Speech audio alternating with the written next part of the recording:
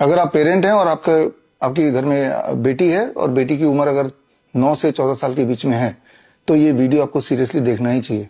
अगर आप नहीं देखेंगे तो हो सकता है कि आपके बच्चे का भविष्य एकदम खराब हो जाए। मैं बात ये कर रहा हूं कि आपका जो जनरेशन है, आने वाला जनरेशन, वो आए ना कभी। एक ऐसी प्लानिंग ऑलरेडी हो चुकी है, लॉन्च हो चुकी है भारत में, जिस प्लानिंग के तहत छोटे बच्चों को एचपीवी वैक्सीन दिलाया जाने लगा है, ह्यूमन पेपिलोमा वायरस वैक्सीन। और बोला ये जा रहा है कि ये वैक्सीन बच्चों को इसलिए लगा रहे हैं, लड़कियों को, ताकि आगे चल के उनके सर्वाइकल कैंसर होने के चांसेस ना रहे। ये बहलाया जा रहा है, जबकि सच्चाई ये है कि एचपीवी वैक्सीन अभी इसलिए लगा रहे हैं ताकि आगे चल के ये लड़कियां जब बड़े हों तो वो बच्चे पैदा करने लायक हो ही ना और इनफर्टिलाइज हो जाए। तो ये बात जो मैं आपको बता रहा हूं, ये सबूतों के साथ आज से 2 साल पहले ऑलरेडी मैंने बता चुका था। और तब मैंने जिक्र किया था एक छोटी सी कहानी का। वो कहानी मैं आपको थोड़ा सा बता देता हूं।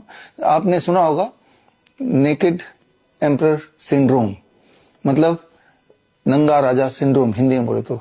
एक प्रचलित कहानी है जहां पे एक राजा को बहका के 2 ठग ये समझा देते हैं कि हम आपके लिए ऐसे कपड़े लेके आएंगे जो आप जब पहनेंगे तो जो लोग बुद्धिमान हैं उनको आपको उन्हीं को वो कपड़ा दिखाई देगा, और जो बुद्धिमान नहीं है, बेवकूफ है, तो उनको आपका पहना हुआ कपड़ा नहीं दिखाई देगा।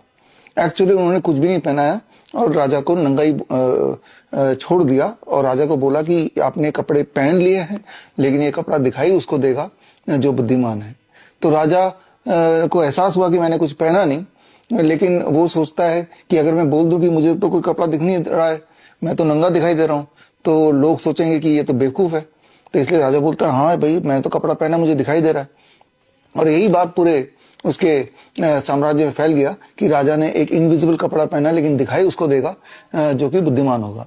और राजा नंगा ही निकल गया अपने साम्राज्य में ये देखने के लिए कि देखता हूं किस किस को मेरे कपड़े दिखाई दे रहे हैं, और ये भी समझ जाऊंगा कि कौन कौन हमारे साम्राज्य में इंटेलिजेंट है और कौन बेवकूफ है। और राजा के हाँ में हाँ मिला के दरबारी से लेके जनता बोलने लगी, राजा आपने तो बहुत शानदार कपड़े पहने, आपने तो बहुत शानदार कपड़े पहने। जबकि सच्चाई ये थी राजा ने कुछ पहने ही नहीं था। और तभी एक बच्चा एकदम से भीड़ में चिल्ला के बोलने लगा, अरे राजा तो नंगा है, राजा तो नंगा है। और देखा देखी और भी बच्चे चिल्लाने लगे और अल्टीमेटली सबके बीच में पर्दाफाश हो गया और सबको ये पता चल गया कि एक्चुअली राजा ने कुछ पहना नहीं है, लेकिन कोई भी सामने आके पहले बोलने की हिम्मत नहीं कर रहा था सच्चाई। उस दिन राजा की आंखें खुली, लेकिन तब तक वो ठग राजा से बहुत सारा पैसा लूट के जा चुके थे। तो वो कहानी का कॉन्टेक्स्ट इस एचपीवी वैक्सीन में जो षड्यंत्र है उससे जुड़ा हुआ है, वो आगे आपको मैं बताऊंगा। एक और कॉन्टेक्स्ट है जिसको आपको थोड़ा समझना पड़ेगा, थोड़ा धैर्य रखना पड़ेगा। मामला आपके आने वाले जनरेशन का है, वो जनरेशन आएगा या नहीं आएगा इसका है, इसीलिए थोड़ा पेशेंस रखिए। समझाने के लिए छोटा सा उदाहरण, मान लो मैं एक टीका आविष्कार करता हूं और बोलता हूं आपको कि ये टीका अगर बच्चे को आप लगा देंगे अभी जब वो बच्चा है 9 से 14 साल के बीच में, तो आज से 50 साल बाद भी बच्चे के बाल सफेद नहीं होंगे, काले ही रहेंगे। ऐसा आपको बोल दूं तो आप मेरी बात मान जाएंगे? आप तो बोलेंगे ना कुछ एविडेंस दिखाओ, कोई सबूत दिखाओ।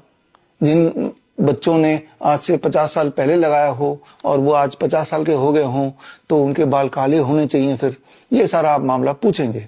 और उस वैक्सीन का नाम रख दूं FBH, forever black hair vaccine, FBH, और प्रोपेगेट करूं, प्रोपेगेंडा मीडिया में डाल दूं और सबूत ना दिखाऊं, तो आप बोलेंगे पहले सबूत लाओ कि अब अगर मैं अपने बच्चे को ये टीका लगा दूं तो 50 साल बाद भी उसके बाल सफेद नहीं होंगे, और ये भी सबूत लाओ कि उसका कोई दुष्प्रभाव भी नहीं होगा। ये दोनों सबूत अगर मैं आपको दे पाता हूं तो ही आप अलाउ करेंगे शायद कि चलो मेरे बच्चे को भी ये टीका लगा दो, क्योंकि कौन चाहेगा कि उसके बच्चे का कभी ना कभी बाल सफेद भी हो, राइट। तो खैर ये दोनों कहानियों का जो कॉन्टेक्स्ट है, चाहे राजा वाली कहानी, चाहे ये इमेजिनरी वैक्सीन FBH वाली कहानी, सफेद बाल ना होने वाली कहानी, इनका क्या कॉन्टेक्स्ट है ये आपको आगे मेरे वीडियो में समझ में आएगा। फिलहाल मैं ये मान के चल रहा हूं कि आप अभी भी प्रोपेगेंडा मीडिया देखते हैं, आप अभी भी अखबार पढ़ते हैं, तो आपने ऑलरेडी देख लिया होगा कि भारत में HPV वैक्सीन का ड्राइव मुफ्त में भारत के बच्चों को लगना शुरू हो गया है।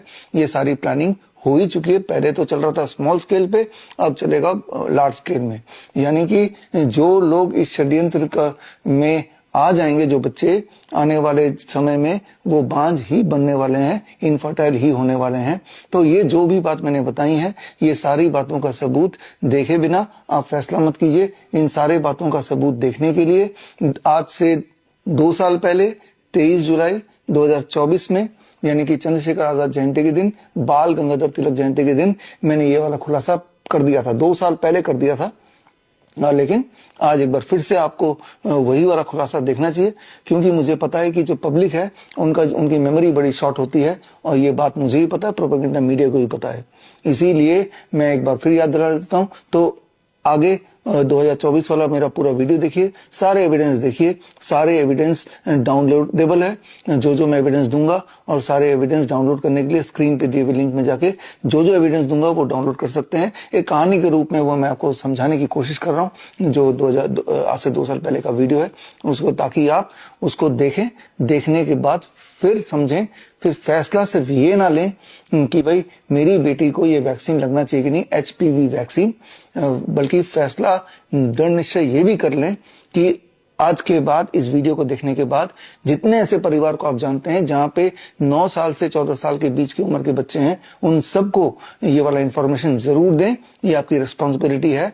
आप नेकेड एम्परर सिंड्रोम का हिस्सा ना बने, बल्कि मैं तो ये भी चाहूंगा कि आपके आसपास जितने भी ऐसे स्कूल हैं जहां पे ये ड्राइव चलने वाला है, या चल रहा है, या चल चुका है, वहां तक भी पहुंचिए, और जहां तक हो ये बात पहुंचाइए। बिकॉज ये मामला है हमारे फ्यूचर का। फ्यूचर ही नहीं रहेगा, क्योंकि आने वाले समय में अगर सारे बच्चों को, लड़कियों को अभी ये लग जाएगा, तो आने वाले समय में if most of the girls become infertile, जैसा कि पहले होता रहा है, सारे एविडेंस आगे आपको देखने को मिलेगा, तो फ्यूचर ही खत्म हो जाएगा, क्योंकि बच्चे ही पैदा नहीं होंगे, या पैदा होंगे तो विकलांग पैदा होंगे, और मल्टीपल अबॉर्शंस भी होने के चांसेस हैं, जैसा कि होता है। जिन लड़कियों ने आज से 10 साल पहले, 20 साल पहले ये वाला वैक्सीन लगाया था, उनके सारे एविडेंसेस आपको इसी वीडियो में आगे मेरे 2 साल पुराने वाला लेक्चर में देखने को मिलेगा।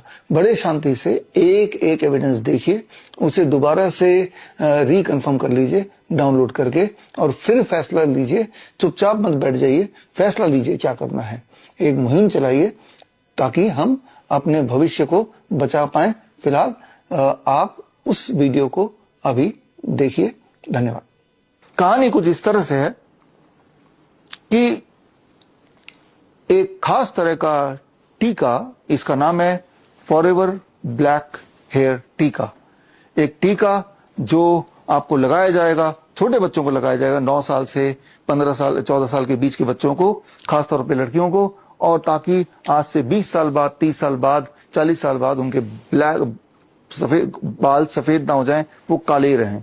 यानी कि एक खास तरह का टीका, मेरे हाथ में वो टीका है, और ये टीका है, ये वाला आप टेस्ट ट्यूब सैंपल देख रहे हैं, और ये टीका लेके उनके माथे पे लगा देंगे, छोटा सा टीका, और 9 साल से 14 साल के बच्चों को लगाया जाएगा।